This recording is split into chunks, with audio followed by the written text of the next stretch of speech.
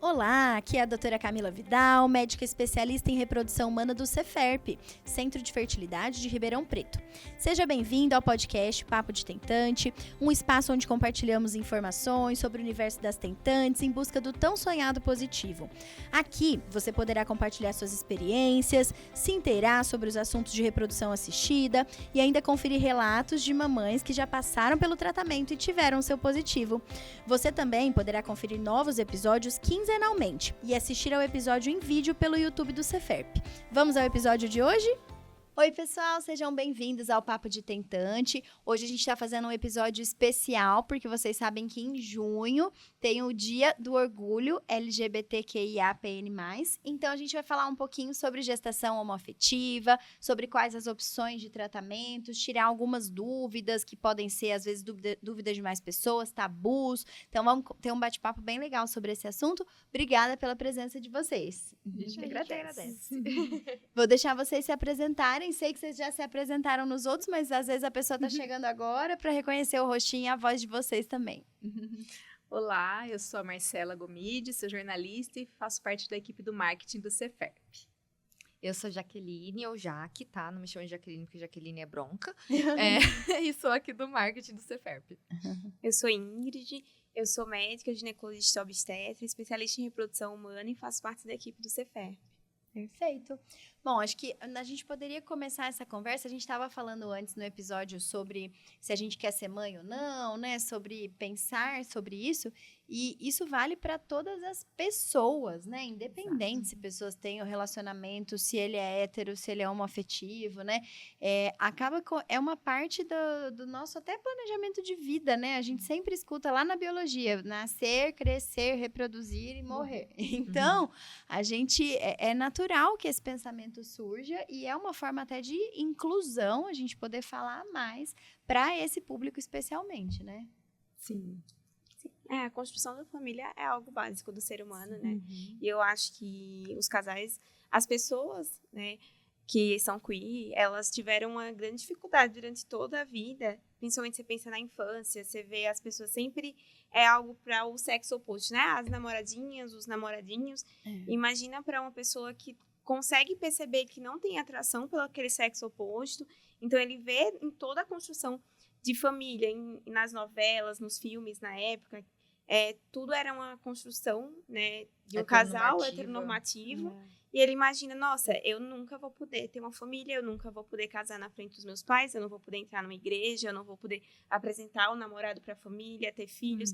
Então, são sonhos que passavam ali, né, na cabeça e que eles precisavam ser guardados, reprimidos, e isso deve gerar muito sofrimento. Então, a gente vê na mídia, a gente vê filmes, novelas e as pessoas conversando sobre famílias plurais, ajuda muito a pessoa se entender e a ver que tem todos os direitos de ser uma pessoa, de ter felicidade, de construir sua família, né? Ser uma pessoa com direitos como todos. Aí eu acho, assim, essencial. Principalmente depois que comecei a ter relacionamentos, assim, eu, meus amigos, minhas amigas, enfim, é algo que eu coloco como assim, gente, você tem que ser tratado bem, você tem que estar feliz, independentemente do sexo, independentemente do gênero, independentemente se não há gênero. Eu acho que assim, a gente tem que procurar relacionamentos saudáveis. Então, muitas vezes a pessoa, ela se coloca num relacionamento tóxico só porque é o que a sociedade pede, e ela não está sendo verdadeira consigo mesma. E é muito bom que exista hoje a possibilidade de, se a pessoa não se encaixa naquele padrão hétero, enfim, mas ela quer ter filho, ela tem a possibilidade de fazer isso. Que às vezes fica o padrão, né, homem e mulher, que é ali que a felicidade está ali, e às vezes a felicidade não está ali, né? Acho que pela sociedade, pela pressão da sociedade, acaba seguindo por essa linha, mas não é a pressão de ter filhos, de casar, que nem a doutora Ingrid falou, e às vezes não está ali a felicidade da pessoa. Então, que bom que a gente pode conversar sobre isso e trazer alternativas para quem quer construir uma família independente da sua relação, né, sexual ali. Sim. E às vezes até para quebrar um certo tabu que eu vejo, porque muito por desconhecimento mesmo, né? Às vezes as pessoas ainda têm muito a ideia de que, vai ser só por adoção, né? E é um ato muito nobre, mas tem pessoas que têm vontade de ter o vínculo biológico e elas têm formas de conseguir isso também, né?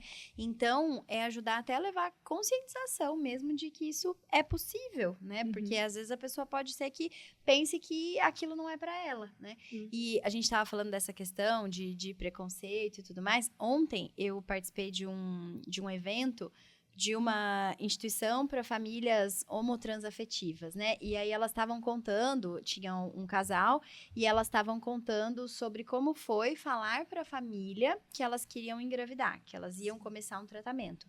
E eu achei interessante porque, assim, eu nunca tinha pensado nisso, porque às vezes quando a gente vê isso com naturalidade, a gente nem pensa que na cabeça das pessoas passam umas coisas absurdas, né? E aí elas estavam contando que, assim, que elas sempre foram muito bem aceitas na família, nos círculos ali sociais, mas que quando elas falaram para a família que elas queriam fazer um tratamento para engravidar, meio que tudo mudou. Então, no sentido assim de, não, peraí, enquanto era só entre vocês, tudo bem, tá tudo certo. Agora, vai colocar uma criança nessa, entre aspas, brincadeira... E aí elas, me deu até um negócio, assim. E aí elas falaram, a gente estranhou, porque a nossa família sempre lidou com tudo isso muito bem. E aí eu falei, gente, ainda tem pessoas que pensam isso, né? Eu fiquei muito, muito chocada, assim, de ouvir esse relato. Então, a gente falar dessas possibilidades ajuda a ir quebrando essas objeções que as pessoas têm, né?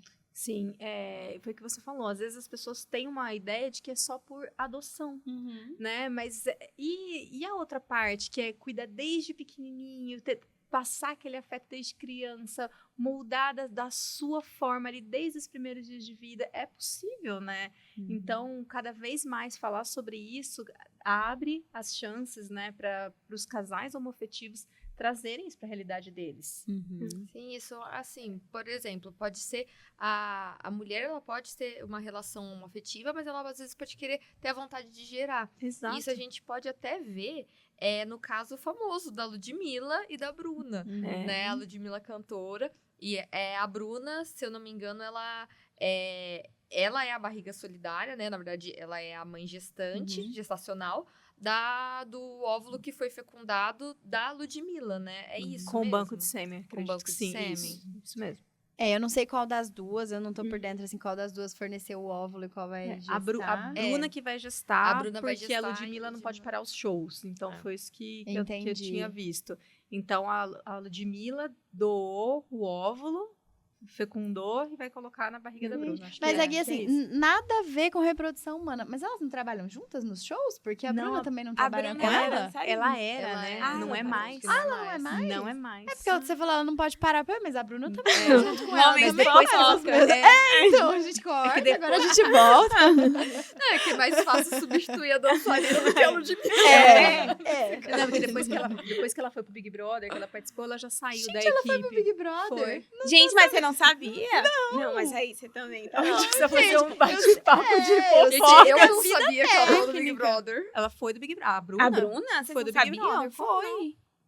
Gente, isso eu não tô sabendo, não. Ela foi eliminada nas primeiras semanas, mas ela foi. Então é por isso que mentira, eu não sei nada de Big Brother. Eu acompanhei Big Brother, enfim. E você perdeu esse lado. Mas faz uns 3 anos já. Uns 3, 4 anos. Foi na época da pandemia. Mas ela já tava com a Bruna. Ela já estava com a eram Ludmilla juntas. Oh, meu Deus, aí, é isso. Elas já estavam juntas e a Bruna foi para o Big Brother. Gente, não sabia. Sim. Olha só, tá vendo? Meu negócio é falar mesmo dos tratamentos, é explicar, porque o resto, a vida das pessoas, não sei. Enfim, então aí a Ludmilla não vai poder gestar para não parar a carreira, então vai ser a Bruna que vai gestar, né? Isso. Aí nesse caso, né, a gente fala sempre em sêmen de doador, né, para casais homoafetivos femininos, e aí basicamente a gente pode falar tanto com doador anônimo, ou doação por parente até 4º grau. O que não pode ter é consanguinidade, né? Então, no caso delas duas, por exemplo, já que vai usar o óvulo da Ludmilla, então tem que ser alguém da família da Bruna, porque a gente não poderia, por exemplo, usar o espermatozoide do irmão da Ludmilla e o óvulo da própria Ludmilla, né? Então, seria consanguíneo. Então, dá para ser por alguém da família, parente até 4º grau, ou anônimo, são as duas opções. Se ela quiser escolher um doador, ela não pode. Ela do não sêmen. pode. É porque quebra o anonimato Sim. e não tem o vínculo familiar, né? Porque Tá. o objetivo do Conselho Federal, né? Isso é, assim, minha opinião e o que eu percebo, né? É justamente, a gente sabe que não pode ter caráter lucrativo e o maior objetivo de você barrar isso é justamente você barrar essa possibilidade de lucratividade, né? Às vezes eu conheci uma pessoa, quanto você quer para ser meu doador de sêmen? Então, eu vou te pagar e você vem Sim. aqui fazer o tratamento e eu falo que você é meu amigo desde sempre. Então, isso não é permitido justamente para a gente não ter essa forma ali de burlar isso e colocar um vínculo comercial ali junto, né? Então, por isso que tem que ser pela família, porque aí a gente sabe que é pelo altruísmo mesmo do familiar tá participando, né, daquilo. E mesmo a questão da família é recente, né, a inclusão, Sim. né? Eu ia até falar isso, porque eu sempre... quando eu queria fazer produção independente, que eu ia chamar amigos, né? Que eu já tinha conversado. E aí, a gente conversando aqui nos bastidores, a doutora Camila falou assim, então, não pode, tá? Você tinha que ser encerrado. Mas eu acho que isso é uma conversa muito comum entre as mulheres, né? Se eu não engravidar, não encontrar ninguém, meu amigo vai ser meu doador de sangue. Mas realmente isso não pode. Gente, isso Mas eu quem acho- nunca teve até essa conversa assim, mas se eu não tiver relacionamento, você também não, até os casar. tal anos, a gente vai ficar A gente junto, vai ficar né? junto, A gente vai viver nossa vida, vai fazer... Sim. Eu acho que pra programação dos filhos é a mesma coisa, né? Mas chegar numa clínica com essa ideia, a gente não vai poder. Mas eu acho algo que é importante a gente começar, você falou que a Bruna vai gestar, o óvulo vai ser da Ludmilla, que vai ser fertilizado. Mas, gente, tanto faz essa dinâmica, tá? O óvulo pode ser da própria paciente que vai gestar, fertilizar com sêmen de doador e ela engravidar.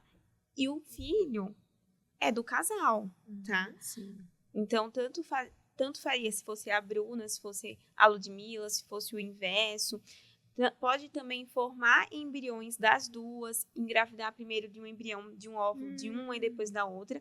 O que a gente não pode é fazer aquele mix de embrião e colocar embriões de duas cargas genéticas diferentes, né, das duas pacientes, sem a gente saber, porque a gente não tem como fazer esse mix. Vou colocar um de cada aqui, o que fertilizar, fertilizou. Isso a gente não pode fazer, a gente tem que saber a carga genética do embrião que a gente está colocando e que está ali gerando.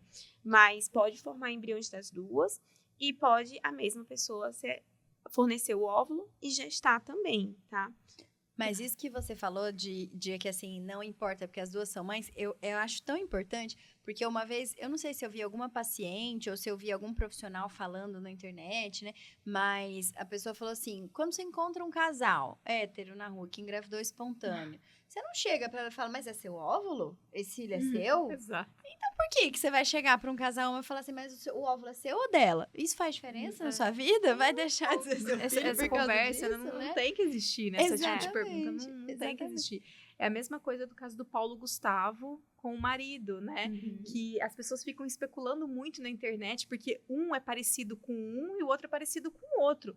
Tá, mas aí como que foi feito isso? Foi o sêmen de cada um foi implantado junto? As pessoas ficam querendo especular muito a vida das outras, justamente gera curiosidade, que é uma coisa que não deveria, né? Teria que ser muito normal isso, teria que ser muito natural. Né? Por isso que é importante a gente bater muito papo sobre isso. Sim, aqui a gente tá conversando de uma maneira mais técnica para as pessoas entenderem o que Exato. pode ser realizado, né? Mas realmente, gente, não tem nada a ver de quem é filho, o óvulo de quem que é. O importante é que as duas são mães e isso é muito bonito. Elas fizeram essa escolha consciente e eu acho que exatamente foi isso. Pegou o óvulo da Ludmilla para elas sentirem mais isso de que as duas fazem parte. Então, uma vai gestar o óvulo da outra, mas as duas são mães. E o que importa é o amor que vai dar para essa criança, que ela cresça saudável, que nasça tudo bem. Eu acho que isso é o que mais importa no final, né? E tanto para casais masculinos, né? Que aí eles, no caso, vão pegar uma barriga solidária, né? Doação temporária de útero. E nesse caso, se aplica as mesmas regras? As regras de anonimato, você diz? Isso, de Na anonimato. verdade, aí precisa ser alguém da família, parente até 4º grau. E nas últimas mudanças agora do Conselho Federal de Medicina, eles colocaram também que essa pessoa tem que ter pelo menos um filho vivo. Então, já tem que ter passado pela gestação, tem que ter pelo menos coisa que antes não precisava. E aí tem outras condições que precisam ser cumpridas. Então, assim, precisa de avaliação psicológica dos envolvidos. E nesse ponto, eu vejo que o vínculo familiar realmente é muito importante, porque, assim, eu nunca engravidei, mas eu imagino, a Marcela tá aqui, pode falar, que deva ser, assim, um momento muito transformador na vida da mulher. Sim. Você sentir o corpo mexer, você passar as mudanças, o pré-natal, né? Então, você precisa de um vínculo muito bem estabelecido com a pessoa que é realmente, né, o pai, a mãe daquele bebê, para que você passe por todo esse processo com o único objetivo de ser altruísta e de entregar aquela criança para a família, né? Então, o vínculo familiar, nesse caso, vem justamente para resguardar isso, né? Justamente pela segurança. E deve ser muito difícil mesmo, porque você... No meu caso, eu queria muito ser mãe, então eu não consigo imaginar o Henrico nascendo, né? Tipo, só aluguei minha barriga, né? Digamos assim, só... Mas se fosse pessoas mais distantes, o que poderia acontecer dessa pessoa depois ir atrás dessa criança e querer... Né? A gente não sabe como seria a sensação, né, da pessoa. Eu acho que é importante esclarecer que essas regras são do Conselho Federal de Medicina do Brasil. Exato. Porque a gente estava falando do caso do Paulo Gustavo, que teve filho nos Estados Unidos. Exato. As regras americanas são bem diferentes, tá? Lá eles podem, inclusive, contratar, pagar, e isso é aceito, não é contra a lei americana, tá? Essa lei é brasileira. Alguns países da Europa, inclusive, são até mais conservadores do que o Brasil nessa dinâmica. Então, o que a gente está falando aqui são das leis brasileiras. Tem muitos casos na mídia de artistas que vão para o exterior, então, principalmente nos Estados Unidos, que tem regras muito mais abertas. Então, acaba que a pessoa pensa assim, elas estão conversando sobre isso, mas como assim? O Paulo Gustavo não foi ninguém da família, realmente não foi, tá? Porque ele seguiu as regras americanas, isso. Porque os filhos dele foram lá. Então, são regras diferentes. Essas regras que a Camila está falando são regras brasileiras de como a gente faz, segue aqui. Tá? Até para tudo no tratamento, né? Então, assim, tem países que não permitem análise genética, tem países que não permitem gameta doado, óvulo doado, espermatozoide doado.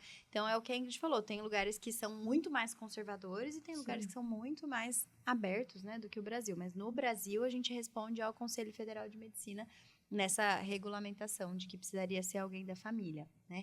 E a gente estava falando dessa questão, né, da percepção, da sensação. Eu vejo muito isso, por exemplo, quando você assiste um filme, quando você vê seriados, né, que eles relatam... Porque, por exemplo, fora do Brasil também, tem a questão, às vezes, da pessoa engravidou, mas ela já decidiu que ela vai disponibilizar o bebê para adoção, né? E aí, às vezes, os casais acompanham ali o pré-natal e depois do parto, a pessoa... deixa, né, o bebê para adoção.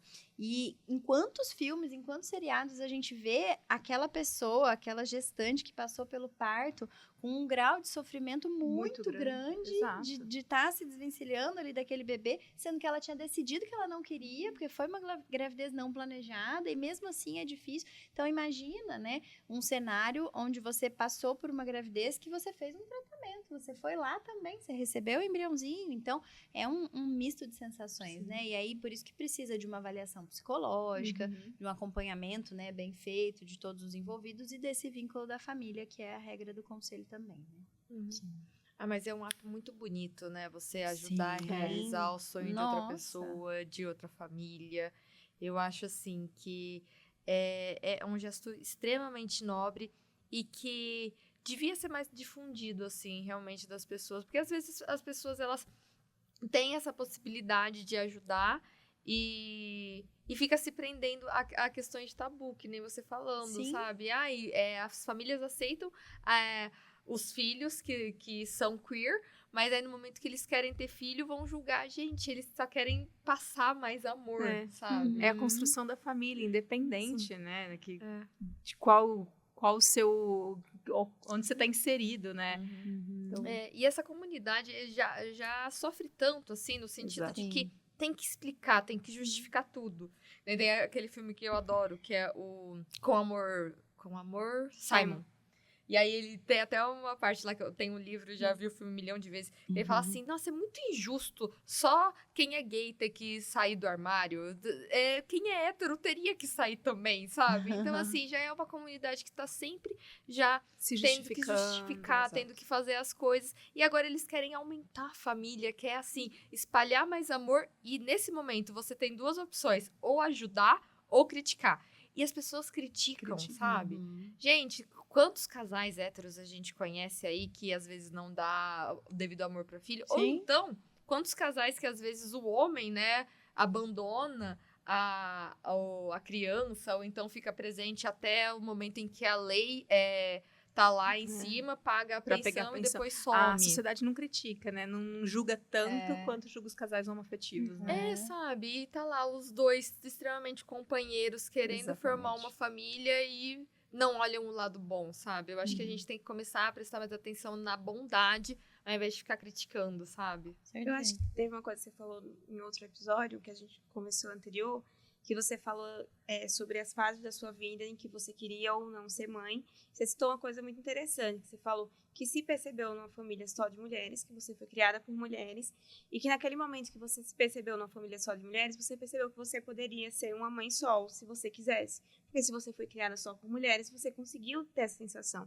Então, no momento que a gente tem uma família plural, a gente tem uma família entre 2 homens, 2 mulheres, aquela criança que ela nasceu naquele ambiente, ela entende as possibilidades da sociedade. Então, a gente formar famílias plurais, a gente forma pessoas, a gente forma cidadãos que conseguem entender o outro, conseguem observar o outro. Porque quando a gente está inserido naquele meio familiar, é muito mais simples, é muito mais natural a gente perceber isso, né?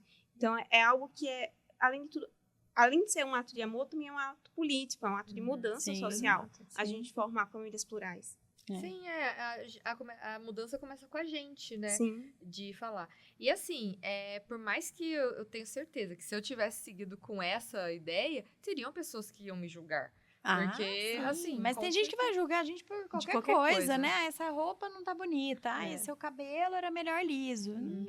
Se a gente for ligar pra isso... Nossa, demais. E assim, quantas coisas a gente faz pelo julgamento dos outros, sabe? Pelo que tá querendo. Ou não faz, né? Ou não faz. Uhum. Então, assim, a gente até... porque eu e a Má, a gente participa de podcast, teve uma convidada que um dia a gente conversou, que ela falou assim, tudo é difícil, escolha o seu difícil. Então, às vezes a gente fica se prendendo muito pelo que o outro tá querendo e não pensa na gente. O que faz a gente feliz? Então, se o sonho da pessoa é ter um filho, e ainda mais um filho biológico, um filho que tem a carga genética, a gente vai atrás, sabe? Vai realizar o seu sonho, porque a gente tá aqui... A vida é aquele intervalo entre 2 datas, né? A data do nascimento e a data da nossa morte.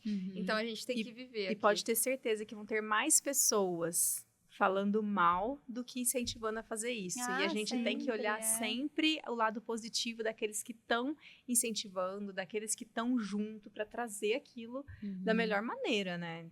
Tanto a gente como envolvido nesse segmento, né? De trazer alternativa, de trazer opções para tantos casais.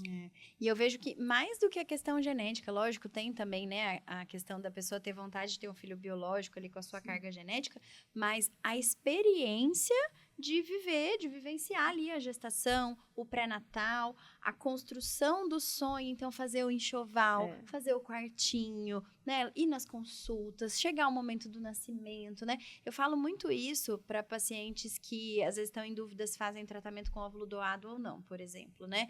E aí, mas aí o filho não vai ser meu. Eu falo, peraí, mas a maternidade é muito mais do que você isso. passar seus genes, né? Quem vai engravidar é você, quem vai no pré-natal é você, quem vai ter que fazer os exames é você, quem vai ter que fazer o enxoval é você, quem vai viver todo esse sonho é você, o filho é seu. Sim, depois que nascer também, quem vai cuidar é você. Exatamente. Então, eu vejo que a gente dá essa possibilidade das pessoas viverem essa experiência, né? Também é importante. Então, tem pessoas que vão optar pela adoção e tá tudo bem, é excelente também, mas tem pessoas que têm o sonho de viver essas etapas, né? E a gente pode propiciar isso também, né? Além dessa parte do vínculo genético, né? Doutoras, eu tenho uma dúvida aqui um pouco mais técnica. Lá fazendo referência aos meus conhecimentos de biologia do ensino médio, que a gente tá conversando um pouquinho. Porque, assim, como vão ser... querendo ou não, tem 3 cargas genéticas diferentes envolvidas. É a carga genética da mãe gestacional, né? A do óvulo e a do espermatozoide. Tem algum empecilho? Lembra, assim, de RH positivo, RH negativo? Tem alguma coisa, assim, a ver, por exemplo, pode dar algum choque de... Sanguíneo. Um choque sanguíneo? Quer responder? Quer que eu responda? Bom, então assim, na verdade, se a gente for falar em carga genética mesmo, ela vai ser do óvulo e do espermatozoide, né? Então, o bebê nasceu, a gente colheu aqui material, a gente vai fazer um teste de DNA. O DNA que vai vir é de quem forneceu o óvulo e de quem forneceu o espermatozoide, né? Então, a pessoa que gesta o embriãozinho, ela, lógico, tem uma função importantíssima. Na verdade, se não fosse ela, aquelas células não seriam um bebê, né? Então, toda a nutrição, toda a organogênese, tudo foi graças às células daquela pessoa que gestou, né? Mas ela não vai passar a carga genética propriamente dita, né? Existem fatores epigenéticos, então, fatores que são, como o nome diz, além da genética. Então, eles não vão mudar diretamente o nosso DNA, mas eles podem mudar a expressão da nossa carga genética, no sentido de genes ativos ou inativos, né? Então, tudo que a pessoa comer, sentir, atividade física, tudo isso também vai ser importante para o ambiente que aquele embriãozinho está desenvolvendo. Quando a gente fala especificamente da parte do tipo sanguíneo, na verdade, o que é importante a gente saber de tipo sanguíneo e gravidez? É quando a mulher é negativa e ela vai engravidar e ela tem a possibilidade de ter um bebê que seja positivo. Porque quando a gente é negativo, a gente não tem uma substância que quem é positivo tem. E se o meu corpo não tem essa substância e entra em contato com ela, ele pode entender, opa, isso aqui é uma coisa invasora, eu vou colocar anticorpos aqui, isso aqui não é meu. E aí, o que acontece? A gente desenvolve uma coisa que a gente chama de isoimunização. Então, a gente cria anticorpos contra esse fator do tipo sanguíneo positivo. O que normalmente traria problema para uma segunda gestação, porque numa primeira é o período do meu corpo entender e começar a produzir anticorpo, mas não dá tempo suficiente, na maioria das vezes, para trazer alguma repercussão obstétrica, né? Nesse sentido. Aí, agora, eu vou lá, engravido de novo, meu corpo já tem anticorpo desde o começo. Então, se chega um bebê de tipo sanguíneo positivo, aí sim esse impacto pode ser maior. Então, normalmente a gente se preocuparia com essa isoimunização para uma segunda gestação, porém, hoje em dia, como a gente já sabe muito sobre isso, tem vários fatores. Então, tem o exame, que é o exame de Coombs indireto, que eu, como paciente negativa, faço para saber se eu tenho esses anticorpos ou não. Esse exame ele é acompanhado ao longo do pré-natal, se eu sei que esse bebê pode ser positivo.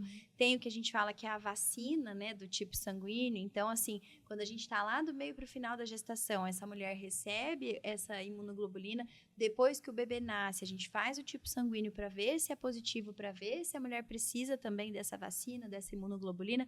Então, hoje em dia é muito, vou usar essa palavra, mas não sei se é essa, é simples da gente fazer esse acompanhamento, porque é algo que, assim, é muito martelado, porque é uma coisa muito séria, mas que também é muito fácil da gente contornar, né? Então, isso precisa ser avaliado, então precisa saber se a mulher é tipo sanguíneo negativo ou positivo. Se ela for negativa, é importante a gente ter essa informação do Coombs, se ela já tiver histórico de aborto, de transfusão, para saber se ela tem esses anticorpos que poderiam trazer algum risco.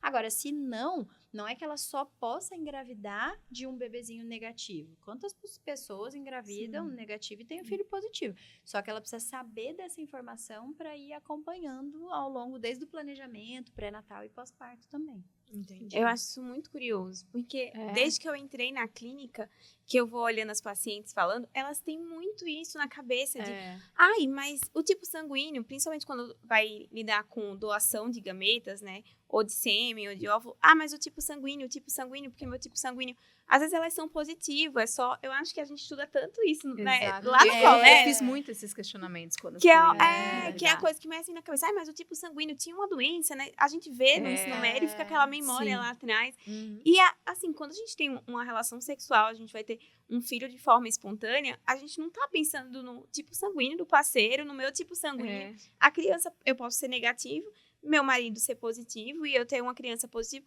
e eu vou lidar com isso no pré-natal, eu vou usar a imunoglobulina, que é essa vacina que a Camila tomou, e isso acontece, assim, em muitos pré-natais, isso é algo muito natural, e eu vejo quando as pessoas estão vendo essa parte de doação de gametas, elas ficam muito ficcionadas nisso. Eu nunca tinha falado, gente, mas por que fica com tanto isso na cabeça? Mas eu acho que é muito isso, né, a gente vê na época do ensino médio, às vezes não é da área da saúde, só vem aquela lembrança, tem alguma doença aí que eu preciso lembrar. Que aí você lembra que no livro de biologia tinha lá a foto do bebê, tinha aquela coisa, fala, não, tinha alguma coisa disso que era importante, né? Aí Aí você com isso falando na cabeça. aí, gente, eu sou O positivo, tá? Meu marido é tal coisa. Já fica vai viajando. juntando. É. E eu lembro que fazia aquelas tabelas, né? O fulano é positivo, se fulano é Sim, negativo, o que sim. pode nascer? É. Sabe? Fazendo a probabilidade. Aí eu ficava assim. Mas então, gente, toda vez que algumas pessoas, por que elas ficam tanto com isso na cabeça, né? Mas é algo que realmente gera muitas dúvidas. Uma única coisa que eu gosto de falar, sempre que a gente fala em gameta doado e tipo sanguíneo, não se aplica, assim, aos casais homoafetivos, mas uma coisa que é importante a gente falar. Quando a pessoa não quer abrir a decisão. Então, assim, eu vou ser receptora de óvulos junto com meu marido, mas eu não quero que ninguém saiba que eu fui receptora de óvulos. Aí, a gente precisa de uma doadora que tenha o tipo sanguíneo compatível, mas é por uma questão de sigilo. Porque, assim, vamos supor, eu sou O e meu marido é O. E aí, eu tenho um bebê que nasce A.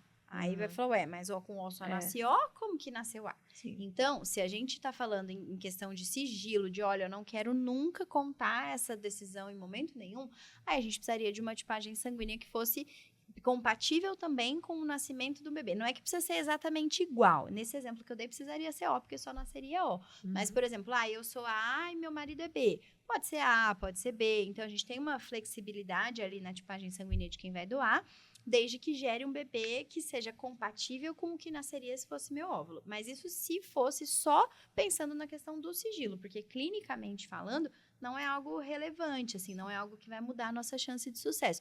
E eu falei que não se aplica no caso dos casais homoafetivos, porque aí a gente já sabe, né? O bebê já vai saber que ele nasceu de um tratamento e que isso envolve, né, gameta doado, então não teria nenhum problema, né, nenhum tabu em cima disso, né? Gente, e é tão bonito, assim, a gente teve esse evento de Dia das Mães, né?